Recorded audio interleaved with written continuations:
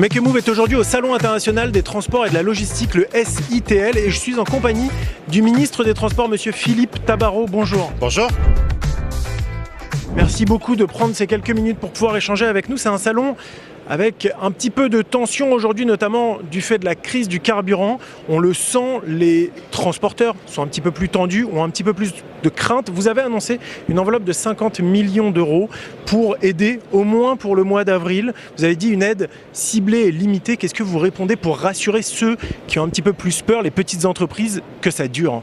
Bien sûr, c'est un salon qui est particulier cette année par rapport à la crise que vous venez d'évoquer, par rapport bien sûr aux logisticiens, mais plus largement par rapport aux transporteurs qui connaissent de plein fouet les conséquences de cette crise. C'est la raison pour laquelle nous avons souhaité, avec le Premier ministre, leur présenter un plan d'aide spécifique, à la fois avec des aides indirectes concernant notamment les cotisations sociales, concernant des facilités de trésorerie, de prêts le cas échéant, et puis une aide directe qui puisse leur permettre, dans un temps particulièrement difficile et notamment pour les très petites entreprises, de les soulager par rapport à cette hausse du carburant brutal. Je rappelle que le secteur des transports dans notre pays est assuré par la route à 90%, même si nous souhaitons tous le développement, que ce soit du fret fluvial ou du fret ferroviaire. Aujourd'hui, c'est clairement la route qui prédomine encore,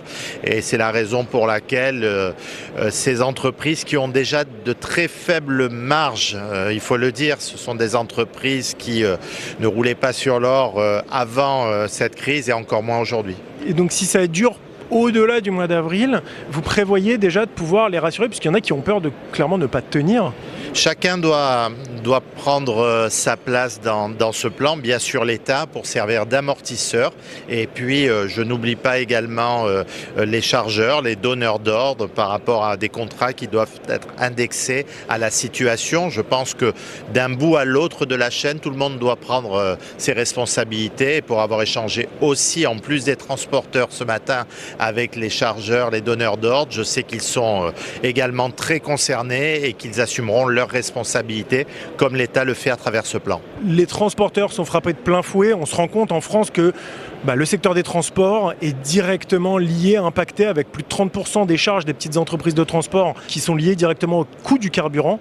Comment est-ce qu'on accélère la transition énergétique des transports, notamment du transport lourd, pour réussir à avoir cette souveraineté finalement et moins dépendre de la situation géopolitique mondiale? Vous avez utilisé le terme souveraineté. Quand on parle de décarbonation, bien sûr on pense aux enjeux écologiques, et vous avez raison parce que le secteur des transports est un des secteurs les plus émetteurs de gaz à effet de serre à hauteur de plus de 30%.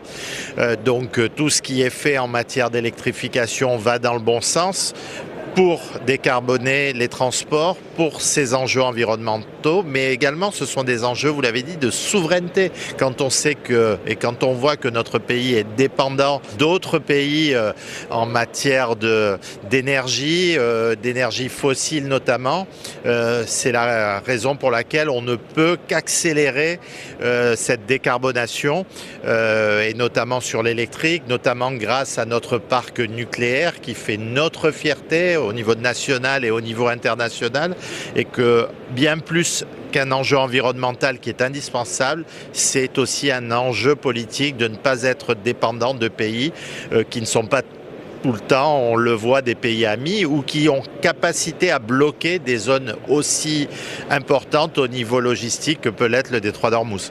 Merci beaucoup monsieur le ministre, et bonne journée ici au SITL. Bonne journée. Merci à vous.